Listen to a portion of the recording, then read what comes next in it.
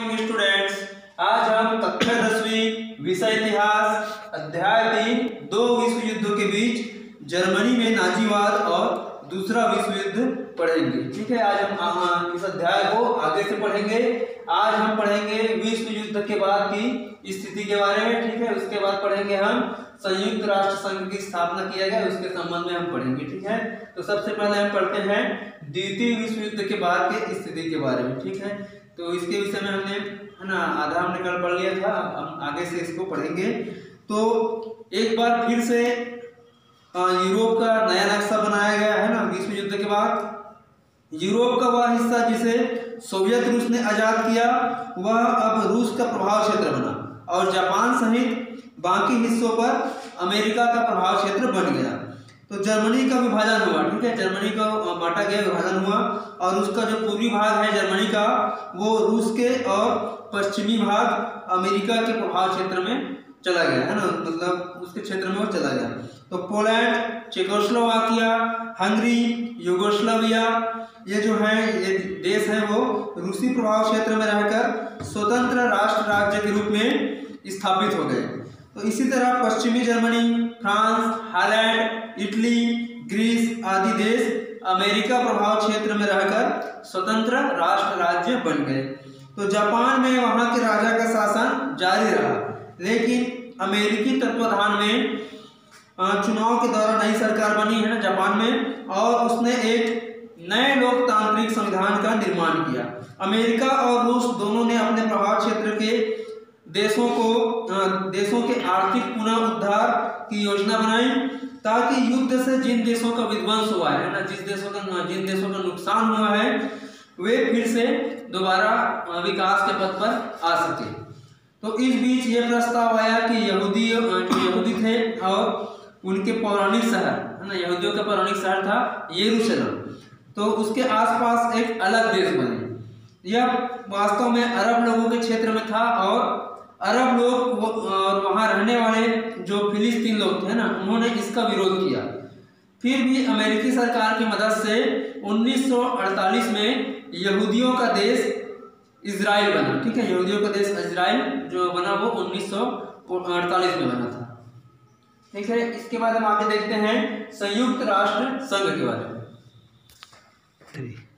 जैसे ही युद्ध में जर्मनी की हार की शुरुआत हुई है ना, मतलब लग रहा है कि जर्मनी हारने वाली है ना, तो एक नए अंतरराष्ट्रीय संगठन के लिए प्रयास शुरू हुआ। ठीक है, तो ब्रिटेन, रूस और अमेरिका के नेताओं ने कई बार मिलकर भावी विश्व व्यवस्था और इस प्रस्तावित संगठन की रूपरेखा पर विचार प्रारंभ कर दिया। युद्ध समाप्ति के बाद अक्टूबर सन 1945 में 50 देशों ने मिलकर संयुक्त राष्ट्र संघ की स्थापना किया। ठीक है, अक्टूबर 1945 में 50 देशों ने मिलकर के संयुक्त राष्ट्र संघ की स्थापना की। तो इसका मुख्य उद्देश्य था कि विश्व में शांति स्थापित करना और देशों के बीच विकास के लिए आपसी सहयोग बढ़ाना। ठीक है, तो विश्व में क्या है, दो युद्ध हो चुके थे, प्रथम विश्व युद्ध और द्वितीय विश्व युद्ध है ना। तो इसका जो विनाशकारी प्रभाव है सभी विश्व के देशों ने देखा था, तो वे चाहते थे कि दोबारा विश्व में इस प्रकार की घटना घटित ना हो है ना, तीसरा विश्व युद्ध और फिर से प्रारंभ मत हो। इसके लिए विश्व में शांति स्थापना के उद्देश्य से संयुक्त राष्ट्र संघ की स्थापना किया गया अक्टूबर सन 1945 में है ना। इसमें 50 देश सम्मिलित थे। ठीक है, स्थापना की इसमें। तो हर देश की आंतरिक और देशों के बीच विकास के लिए आपसी सहयोग बढ़ाना इसका उद्देश्य था।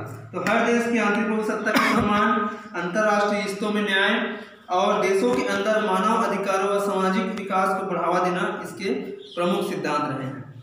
तो इसके बनाने में राष्ट्र संघ है ना, लीग ऑफ नेशंस, इसकी विफलता के कारणों को ध्यान में रखा गया।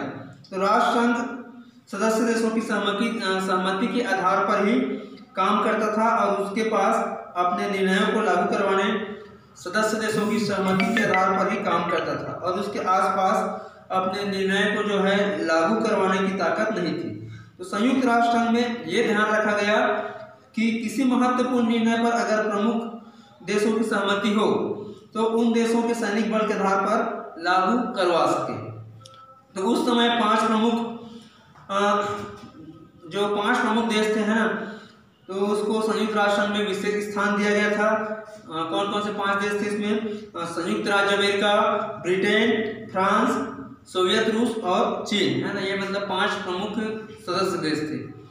तो इन्हें संयुक्त राष्ट्र संघ सुरक्षा परिषद के स्थायी सदस्य के रूप में रखा गया था और सभी को यह अधिकार था कि वह किसी भी निर्णय पर आपत्ति होने पर उसे रोक सकता था। ठीक है, जो 5 स्थायी देश थे उनको, तो इसे वीटो अधिकार कहते हैं। ठीक है, जब इन 5 सदस्यों के बीच में किसी मुद्दे पर सहमति बन जाती कि वो किसी मुद्दे पर इनके मतलब 5 के मध्य सहमति हो जाती, तो वे मिलकर उसे लागू करवा सकते थे। सुरक्षा परिषद के अलावा संयुक्त राष्ट्र संघ के सभी सदस्यों की आम सभा भी होती थी, आम सभा भी होती है ना, जिसमें कई मसलों पर विचार विमर्श और निर्णय होता है। इसके अलावा एक अंतर्राष्ट्रीय न्यायालय भी स्थापित हुआ, जिसमें देशों के बीच विवाद जो होते हैं उनको सुलझाया जा सके और अंतर्राष्ट्रीय कानून और संधियां जो है ठीक से लागू हो। तो देशों के बीच सहयोग और विकास के लिए अंतर्राष्ट्रीय एजेंसियां बनाई गई, जैसे यूनेस्को, यूनिसेफ, विश्व स्वास्थ्य संगठन, विश्व श्रम संगठन, अंतर्राष्ट्रीय मानव आयोग आदि इस प्रकार के बनाया गया है ना संगठन। तो संयुक्त राष्ट्र संघ विभिन्न समस्याओं के बावजूद पिछले 70 वर्षों से विश्व में शांति, विकास और सहयोग के लिए काम कर रहा है और जो तृतीय विश्व युद्ध के है ना जो खतरा है उससे निपटने के लिए मतलब तृतीय विश्व युद्ध की आशंका इस संगठन के कारण अभी तक उत्पन्न नहीं हुई है। ठीक है, तो ठीक है डियर स्टूडेंट्स, आगे मतलब यह अध्याय यहीं पे समाप्त होता है। अगले वीडियो में आपको हम नया अध्याय पढ़ाएंगे। ठीक है, थैंक यू।